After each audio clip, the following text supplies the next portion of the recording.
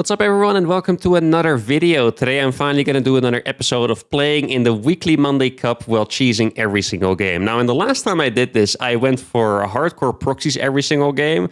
Today I decided to go the sophisticated route and go for a lot of mind games, a lot of weird all-in stuff like battle cruisers and proxy Thors, whatever I'm going to come up with.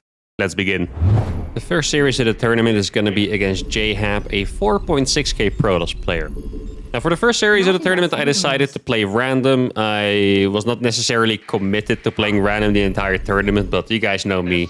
I like to meme around, ideally with all the races at the same time. So I decided to pick a couple series random, a couple series Terran, kind of depending on the opponent. Sometimes I'll play against an opponent that has like a certain style that I don't feel like I can beat with the other races, so I'll just pick Terran it that way.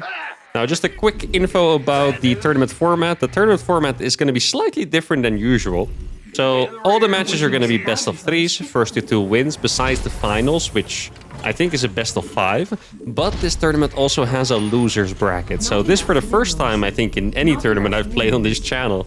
If we lose a series, we will still have a chance. And that loser bracket is exciting for us, because it's going to be best of ones. And what better way to cheese out a bunch of players than in a loser bracket where you only play one game. And I also think it's on a predetermined map. So it's not even like, I mean, I could also get unlucky that the map that's predetermined will be a macro map, but they're also not going to be able to veto the weird maps, which is where I'm going to be shining. Now, like I said in the intro, this tournament run, I wanted to do a little more sophisticated cheeses, a lot of mind games, a little later builds. And I was also just trying to enhance my creativity by kind of winging it. Like, it's easy to be like, okay, this guy's a 4.6k Protoss. Here's a list of cheesy builds that I can win with. And, you know, it gets a little stale sometimes. I know cheeses are always going to be fun, but it could get a little stale. So I decided to just let my hands do whatever they wanted. Whatever crazy stuff I'll come up with, I'll just do it. Now, we are playing against a pretty strong Protoss player.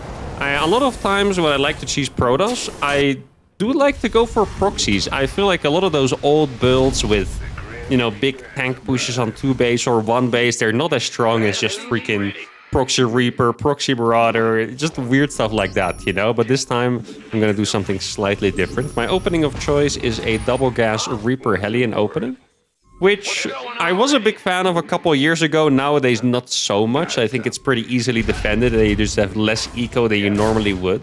The reason why I like it in this game is because this game I want to do something crazy. And what I thought was, if I go for a double gas early on, I'll be able to have a lot of units out on the map, and he's not going to have an easy time scouting me. Whether I kill his units and he doesn't have units to scout with, whether he is afraid of my presence on the map and he doesn't want to scout with his units, doesn't matter to me. He's going to have a harder time scouting me, and that's going to allow me to get away with weirder stuff. Now, you might have noticed my SUV sneaking to the top side of the map here. So the build that I came up with was to go for a fast battlecruiser. Now, Protoss has a lot of really cool scouting options. Obviously, the first ones that might come to your mind is the Observer, perhaps the Phoenix. The hallucinated Phoenix is well, very important one. It doesn't really matter which one it is. They're all going to scout your base in time when you're going for a battlecruiser. So what I was thinking is I could proxy the Fusion Core.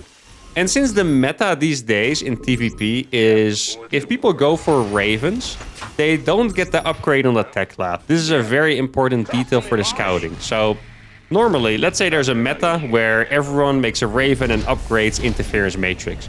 You're going to see the tech lab spinning. You know it's getting an upgrade. And then it's pretty easy to see whether it's going to be Raven or Battlecruiser, because the research is researching or not, right? Now, nowadays, people don't actually get that research anymore. They just use the Ravens for the auto turrets and detection. So if he would scout my base, when I have a proxied Fusion Core, he's not even really going to be able to tell that I'm going for a battlecruiser. It might just look like a standard 1-1-1 to him. Now, notice how I've conserved pretty much all of my units so far. I lost one of them. I was also thinking the most normal way to do this is to just run into the main base and try and kill a bunch of probes. Here, I really wanted to make sure to scare him. So I already killed the Adept. I drained the battery, forced his energy on an energy recharge over here, and now I'm going to run into the main base. The reason why I did this just has a lot to do with the scouting thing that I mentioned earlier. So if I would have traded all of my units, even in a good trade for 10 probes, what would his response be? You go across the map instantly. This way, I got like a medium amount of damage done. I wasted 50 energy. I killed one adept. I forced a couple more defensive warpins. I killed a couple probes and cost mining time. At the same time as staying alive throughout all this time. So now it's almost 5 minutes, and now he's finally going to be able to go out on the map. I'll be able to have a bunker ready at the front. Now, my army is not looking that strong, but I do actually like the setup I have going here. I have a 1-1-1. Typically, you would have a Banshee or a Raven or a Medevac, but me being me, I'm going to go for the Battlecruiser here. And I created a pretty funny situation here for myself. So what happened is I got a decent amount of economic damage. My opponent has no idea what I'm doing. What he's extremely likely to do is attack me with his Blink Stalkers. But by the time he's going to be attacking me, you can see the Stalkers are there. My Battlecruiser is almost going to be finished. And I'm going to be able to teleport it in his base, where there are not going to be any Stalkers left, because he's counterattacking me with those. At the same time, I have a bunker in the main and at the front, so I should be relatively safe. Now, one thing that I do not have is a super strong follow-up over here. I was kind of thinking my opponent might go for a pretty committed Blink attack with like 6 Gateway or something like that, but now I saw the Forge and the Twilight, so actually it's a double Forge, my bad.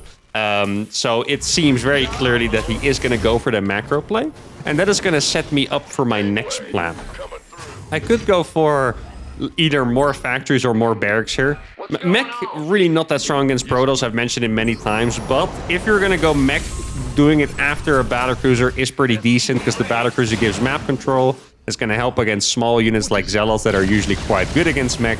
So this would be one of the games where I could go for extra factories, but anyway, it doesn't matter. I could go for a follow-up, but I think an SCV pool here is going to be extremely strong.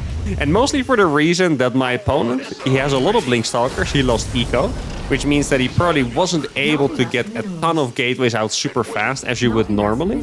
And I'm gonna hit really fast as well, so he's probably not gonna be ready for this. I have 2 Battlecruisers in the main base. Those should keep every single Stalker he has busy. You're not really supposed to make more than like 8 or 10 Stalkers usually, so I have to imagine that every Stalker is going to be busy here. Notice how he's busy chrono boosting 2 upgrades. I mean, he's getting harassed by BCs. He's not really expecting, you know, to be all-in right now. Who the hell all-ins with 2 Battlecruisers after going for a double gas? Now here, one of my BCs actually gets hit because the other one is pushing it out, so I just teleported it to front. And ta-da! There we are in front of his base. We have a beautiful siege position over here. Battery overcharge does not exist anymore.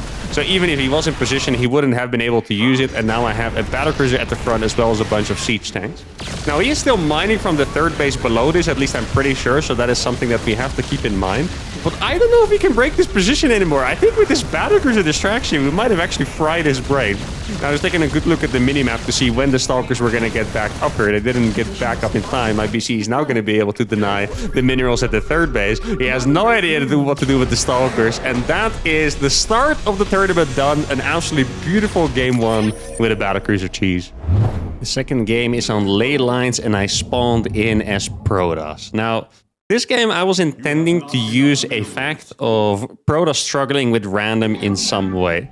You might have noticed that last game, my first Reaper got 2 probe kills. The only reason that it got those 2 probe kills is because as Protoss, you have to wall on the low ground, right?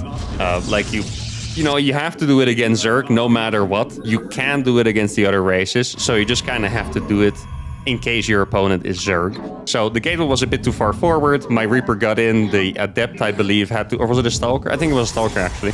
The Stalker had to chase it all the way back. Takes a while, and he lost 2 probes, right?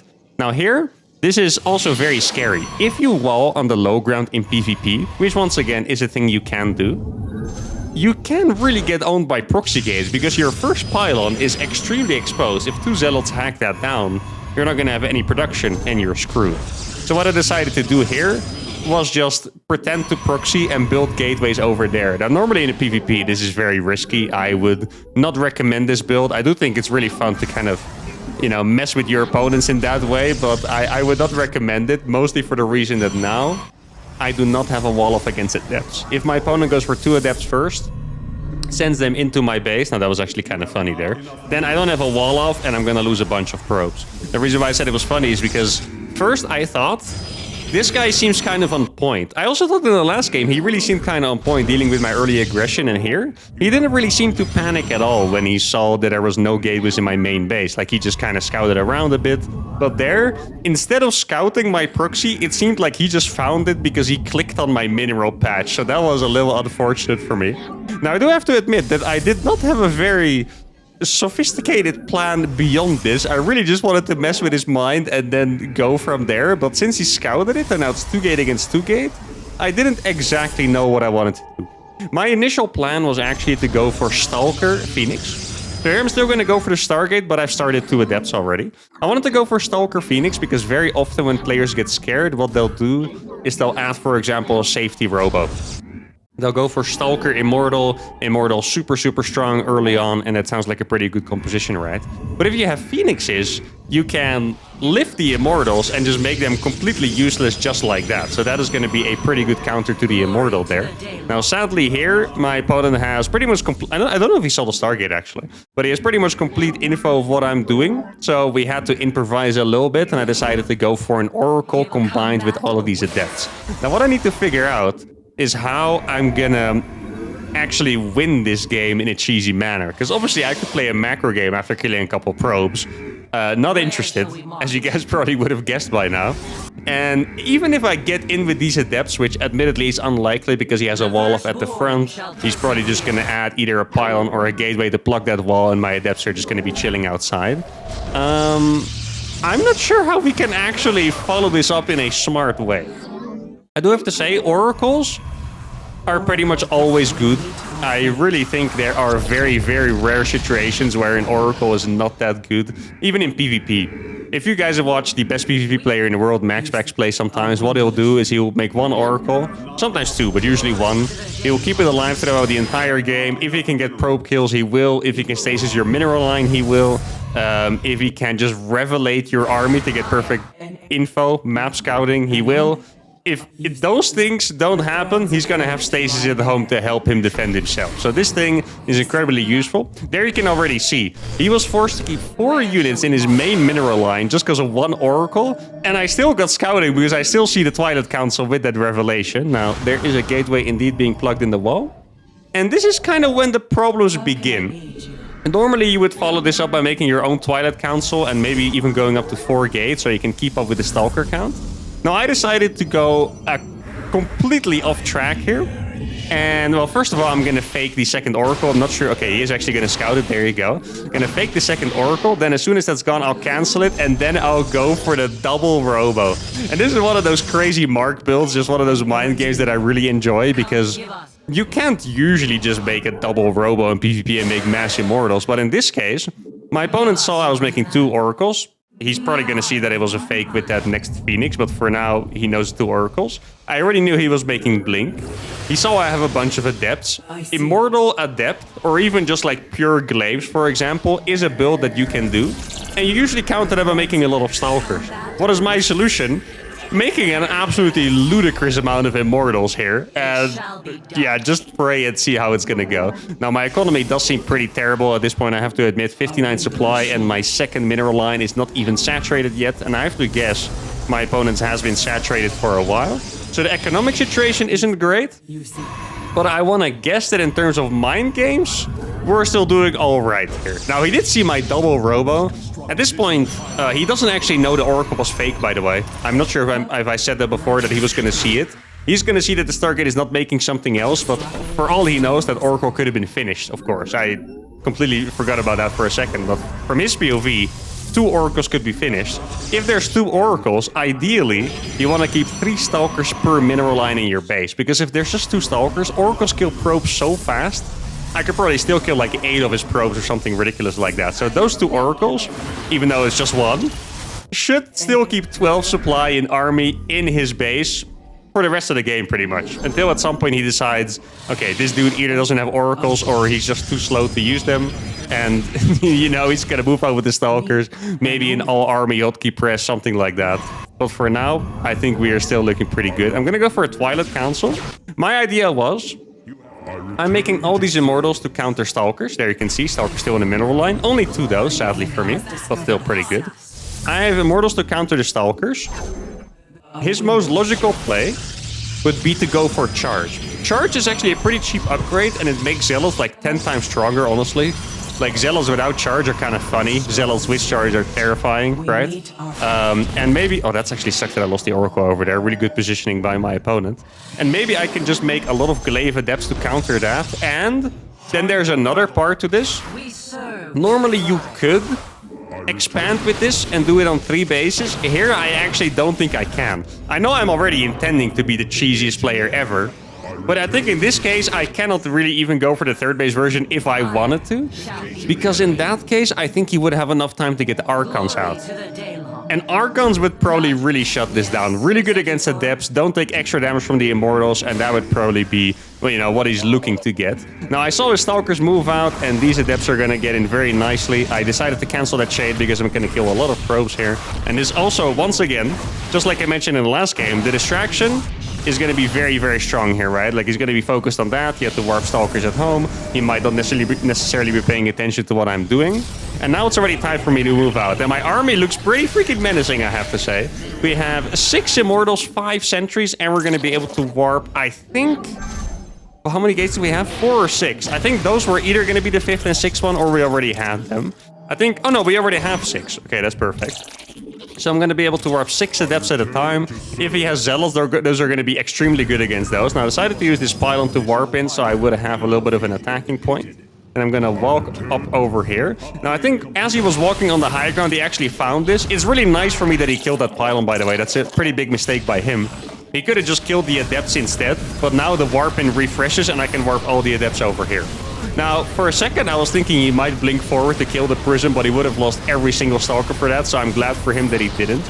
Now, these force fields are really coming in handy over here because the Stalkers just can't get forward. I decided to finish that Shade, which is definitely a little risky, but I felt like it was going to be okay. The Zealots came forward, but I just had another warp, and he also wants to save his probes from that. At any time now, he's going to go for a blink forward, because he's going to want to kill that Prism for sure.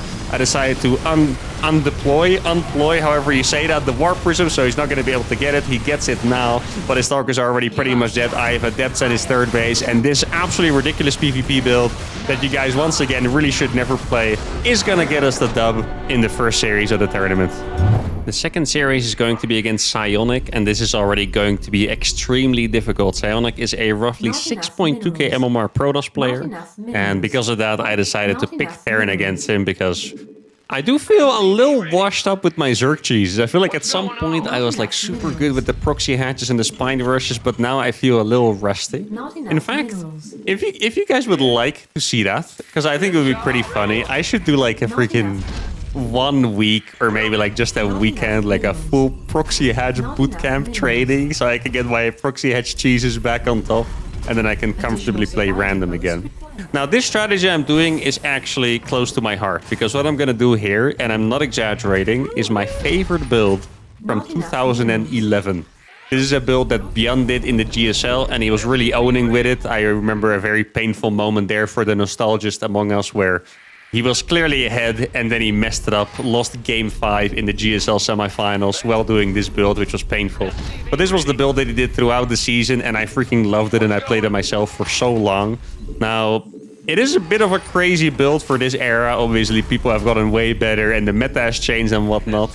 But I'm gonna try to take you guys through it. So what you do is you go for a gas first, and you hide a barracks in your base. And then what we're going to do is we're going to go for Hellion drops on 1 base, which I know sounds absolutely crazy, but that was how the build worked. Now, back in the day, it was so uncommon to do something like this that you would even see Bjorn skip this Marine.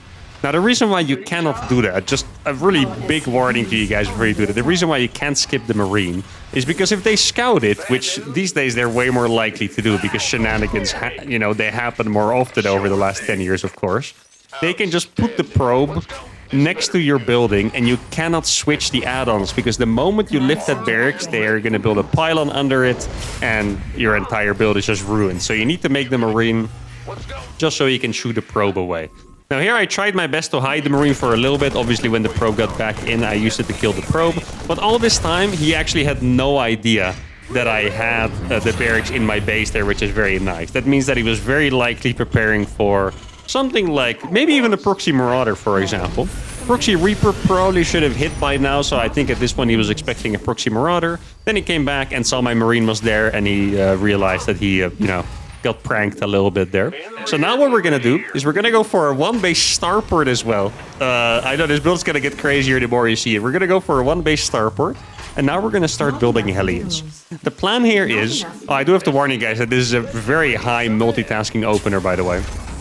Is that you make 6 Hellions and you split them in 2 groups.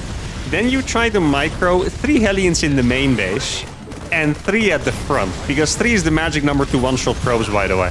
That's why you have exactly 3 and 3. Now, the big problem is that 3 Hellions are barely enough to one-shot probes. And I think that didn't exist back in Wings of Liberty when this build was popular. Or I don't think it was even popular. It was pretty much just me copying Beyond doing it. And that was it. I think it was just us two, the homies, just like 3RX Reaper. But back then, shield batteries didn't exist. So even if you lost one of the 3 Hellions on either side, you would still be able to kill stuff. Now, if you lose 1 Hellion, which is going to happen pretty fast, because there should be like 4 gateway units out or something like that, then your Hellions are not going to be able to kill probes anymore, so that already makes it a lot more difficult. And here we go. As a follow-up, by the way, this is not where we're going to stop. We're also going to go for Banshees. So this build, I mean, it really does look like a Wings of Liberty build. We go for 6 Hellions, 1 medevac into Banshee. Expand into 1-1-1 pretty much. Now, I could have run in here, but I saw that all those units were still outside. Now, this was a bit unfortunate.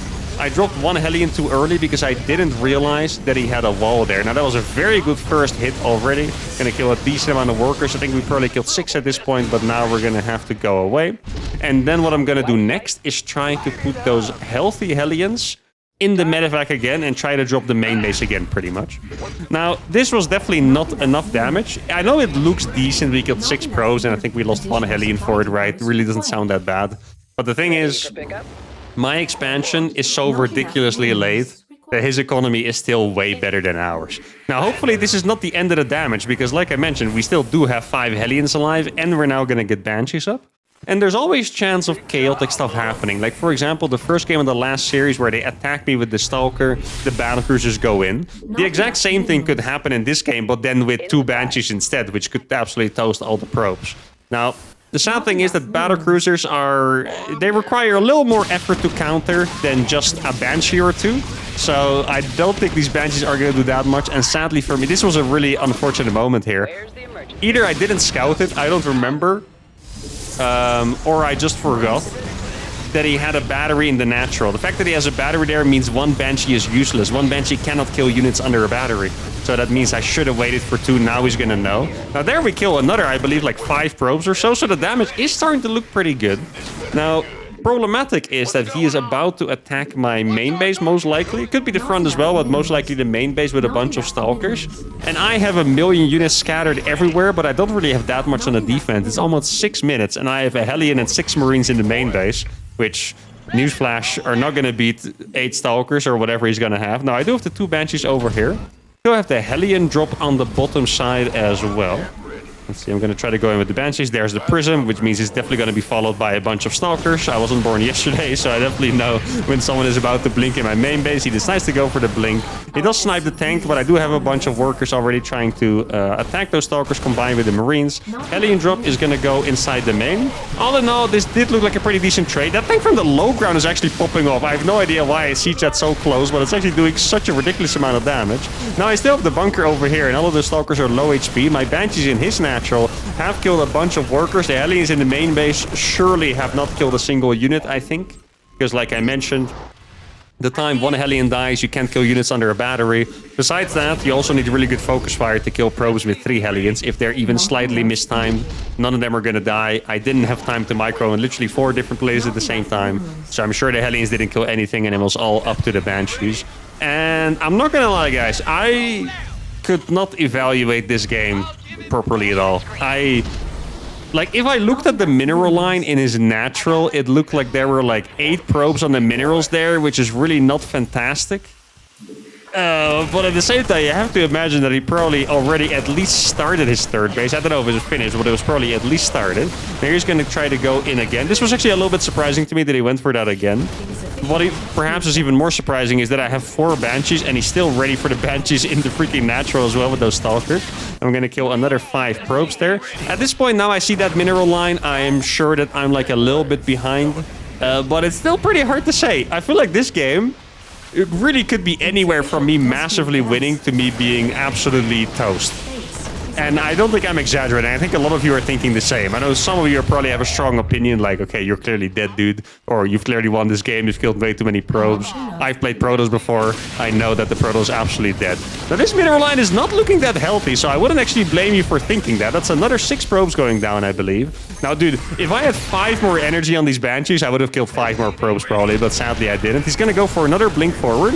This blink forward I'm not that much of a fan of because he's in the middle of all my units. He is gonna kill my tech stuff, but he is going to lose all of his momentum on the attack there, which is not usually that nice as the guy building Stalkers. And he's still warping in Stalkers as well, which makes me think he's more all-in than I thought. Now, I don't think I'm really building upgrades yet. Sadly, I wasn't close enough to kill that Observer. It would have been very nice to kill that, but it is not going to happen, I'm afraid. Or... okay, a little bit of a mistake by him. We take those. Very happy with that. Now, the sad part for me here, exactly, is that I didn't have that many units, so I needed to keep my SCVs. But that was his worst blink of the game so far, and he should be losing every single Stalker besides 4. And he's finally gonna allow me to transition after all that freaking chaos. Resaturate my gases, saturate my natural, start my stim, and now it seems like we're going to be able to play a game from here. Now, so far, this has been the most chaotic game I've played in a while, I think. Like, I know normally I create a lot of chaos, but this is one of the rare games where my opponent really matches me in terms of chaos, I feel. Like, he kept going in all the time while playing against me, making 6 Hellions and 4 Banshees and a Medivac and this and that. And I'm pretty proud of him for keeping up there. In fact, probably more than keeping up, because I would say that he is winning this game at this point. Like, the thing is, normally when someone makes that many Stalkers, you kind of feel like they are kind of all in. But it's 9 minutes 40, and it's really hard to imagine that he doesn't have a finished third base while mine is just started. Now, that is actually pretty normal in PvP, that Terran's third base is maybe like 2 minutes later or so. But in this case, the game is so advanced that my main base is already half mined out. Which is freaking crazy to say, by the way. But my main base is half mined out, which means that I now have 1.5 bases of income. Maybe a little more, like 1.8 if you calculate the meals, and my opponent's probably gonna have 3. He doesn't have meals, his main base is probably not quite mined out yet, so he's probably somewhere between 2.5 and 3 bases, and I think my economy is not quite that strong. Now, ideally, I follow this up by going for a big tank all-in, but I also didn't necessarily wanna waste the game on just doing that. Now, if you guys notice that movement, it's a really good tip, by the way. That movement you can do, where you just zoom in and out real quick to see any cloaked units a little easier, which really only comes into play against observers, by the way.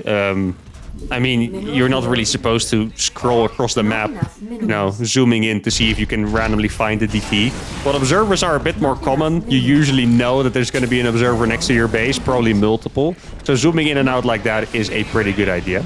This was a good time for me to go across here. At this point, I'm actually feeling pretty good about my chances. I have 125 supply. My opponent doesn't seem to have that much besides Stalkers, and I was feeling pretty good about everything that was going on there. Now I see another observer. I also saw on the minimap that his War Prism got denied by my turret, which is very nice to see. And I have a saturated third base as well. So all in all, I would say it's looking pretty decent. And I'm curious what you guys think about the situation right now. Well, this is the exact moment where I realized that 2011 builds probably should stay in 2011 because my opponent has a finished fourth base. And that's when I realized that I was pretty far behind after all. And I was kind of surprised, I'm not gonna lie. Now here I was considering going for an SUV pool because I saw the fourth base, which could sometimes mean that there's not that much tech. But you cannot really do an attack like that against Colossus, sadly. So, yeah, I mean, at this point, we're just a little bit of a pickle here. We're going to be behind. We do not have a lot of options for counterattack. I think my upgrades are quite decent. He does not have a lot of gases, but that's quite common. But there I saw his army, and his army is pretty freaking gargantuan. I, can't really say anything else about it. The army looks absolutely massive. So I decided to drop into the main base, which he surely was not going to be ready for. But he was ready, so we lose 20 supply over there, and that is only making the situation even worse. And to make it even worse, my tank just killed my own tank. So this was definitely a little bit of a disastrous last 2 minutes or so. And I would say that it's very likely that my opponent is going to come across at this moment. Now, I had one more strategy here to try and end this game with an aggressive push, and that's to go for the second starport with the Vikings. Truthfully, this is a really desperate move. And it's...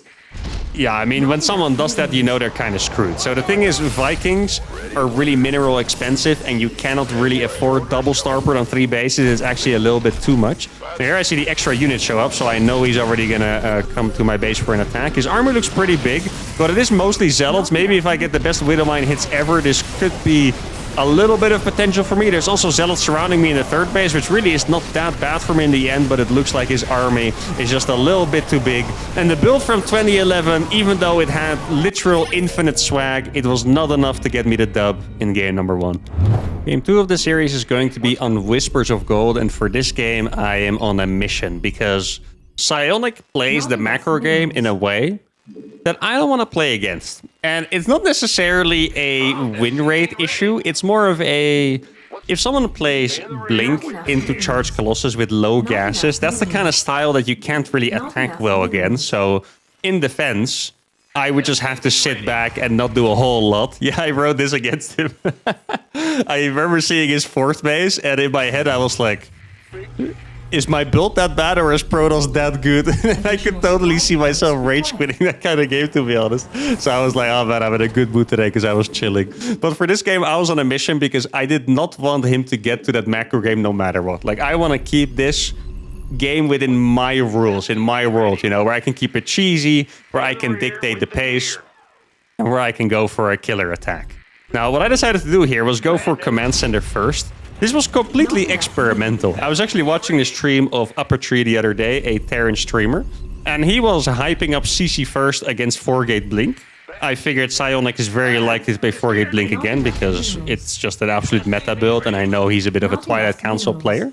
So I decided to wing it anyway. I had absolutely no idea how exactly I wanted to do this build, and CC first historically has very clear differences. Here I'm still bantering with him. I was trying to get in his head by saying I didn't get much MMR from beating him in 2v2. Which was probably true, by the way, because me and Goblin are literally rank 1 in the world. But, you know, me and Psionic are friends, so I'm pretty sure he's not going to take it too harshly. But I do like myself a little bit of banter. But I didn't know exactly how I wanted to play this. I wanted to go for multi-racks opening, so I'm already adding my 2nd barracks over here. I think... maybe I shouldn't have. It's actually a bit of a tough decision here because, first of all, you want to make the factory fast. So, oh, I actually killed the probe. It's very nice. You want to make the factory fast so that you can start moving out a little bit because you get a Cyclone or a tank. At the same time, if you don't get up to 3 Marines fast, you cannot do anything against just 1 Adept. So... even though I didn't really have enough money, like as you can tell, I still need to make the orbital and I can't afford it. I decided to go for the 2-1 anyway, before making the orbital, and it seems like it's gonna work out okay. Like I can make the orbital, the orbital is gonna be a bit delayed because I decided to make the SCV first, but it's definitely a bit of a tough one here. Now, making Marine number 3 already, I think the best way to do this is probably... I can see it pretty clearly now. If you guys want to copy this build because you want to try it out, the best way to do it is to delay the 2nd barracks and then make it in time to wall off. So instead of having a 2nd depot, if you're wondering why there's no depot, it's because with CC first you don't actually need one. If you look at the supply, I didn't get supply block. It's because the command center provides supply. So what you can do is you can make 3 Marines from just the naked barracks and then add the 2nd barracks in the wall just in time to make sure the Adept doesn't shade in, pretty much. That's the plan. Now here I decided to go for it. There were 2 Adepts there, which was a little bit annoying, but actually, surprisingly, I managed to kill one. I'm not gonna lie, I really shouldn't have been able to kill that one, so that's really nice for me. But now you can already see the problem of a CC first a little bit here. You kind of have to rush to go for a wall off. Here I was trying to delay him a little bit by repairing my SCVs. Didn't work, sadly, and now I'm gonna make a Cyclone so I can deal with that Adept. But this is historically a bit of a weakness of CC first, like you just don't have enough units in time to really defend the natural properly. This is why I was considering maybe just staying in the main. Actually, it's a pretty decent idea, to be honest. You can stay in the main base, literally make too many SCVs, so you can't actually put them to work because your mineral line is oversaturated. And then you can just saturate your natural pretty much instantly. I actually think it's not a bad way to go about it, to be honest. You can just wall off your main base. You might not even really need to go for the third or second barracks here at all. You just wall off your main base with the factory, get that later. Oh, that's actually a pretty interesting idea. I've said it many times, but often I like commentating my own games because then I see the picture a little more clearly than when I'm in the middle of the stress. I'm like, oh, this is what I should have done, you know? And that would be pretty cool. Now, at this point, I would say that we are... I would say slightly behind. Like, I think if he would have run away with the Adept and Stalker, maybe it would have been more than slightly behind, but he did give up all of his units and map control there. So I don't know. I think in the end it was pretty decent. I also don't think he saw the lack of starport. Like, this could, for example, be Banshees again. All in all, it was okay. Now, hopefully we have enough units to deal with the first blink attack. That's always going to be a bit of a problem. Now, I killed 3 gateway units. I mean, yeah, I don't think he would have been delayed that much, to be honest. It would have been very nice to say, yeah, killing those 3 units would have delayed him a lot, but he is at the level where that amount of micro is not going to distract him that much. If this was like a Masters player, you could guarantee that his attack would be delayed by 30 seconds just because he was microing in my natural. But at this level of play, I don't think it's going to happen. Now, I was ready in the main base already, so that's quite nice. I do lose 1 Marauder pretty fast, which is a bit unfortunate, but we're not going to lose a whole lot here, and that is going to be a pretty nice defense. I also have another tank already in the natural, which is going to be pretty nice. Now here, I'm not actually convinced that this was a 4-gate blink, by the way. I said he was probably going to go for 4-gate blink. This could be 3-gate, you know? It's, I don't know, I'm purely going off of vibes right here. I feel like if this was a 4-gate blink, it should have hit a little harder. Like, this just doesn't feel that menacing compared to what it should be. I know my build might be good against it, because I don't actually play this build, right? It's the first time I'm trying it, and as you can see, it wasn't even that perfect, but it's, I don't know. It's hard to say. I still want to guess that it's probably a 3-gate blink instead, especially with the start putting me slightly behind. I feel like a 4-gate blink should have been a bit tougher. Now, this game, I'm going to go for a strategy that I kind of wanted to do the last game until I saw that he already had the Colossus out, and that is that we're going to go for a big attack. I don't really want to transition from this. I just want to pull the boys, hit like a really strong 2-base attack after going for a cheesy CC first, and hopefully we can win with that. If we don't, well, I mean, it sounds kind of dumb if I formulate it that way. I was going to say then we lose, but it's because it's all in, not because of the fact that we're not going to win, because the fact that we're not going to win obviously means we're going to lose. What I was trying to say is if that attack doesn't work, we will have lost the game because the attack is too committed. Unless we kill 1 million workers, of course, that's also possible. Now, I didn't see an observer. I think I was looking for one, but I didn't manage to find it. Now, the reason I stim forward here is because Stalkers, technically, they will keep kiting you forever until you stop it by either stimming or dropping behind them, and I didn't want to lose like tanks or SCVs all the time. I didn't want to be delayed. I just want to straight go for the end attack. Now here I see he already has the Colossus, and that is very, very bad news for us because that Colossus means that SCV pooling is not the best strategy. Now our army is pretty big. It's a bit misleading, by the way, because I think 20 of those units here are SCVs, which are really not going to do a whole lot against Charged Colossus. But I was really hoping he would have been stuck on gateway units for a while longer. He already has a second Colossus out as well. And now I think we're going to have to go a little bit more OG and start bunkering up the natural. I think that's going to be a really good play here.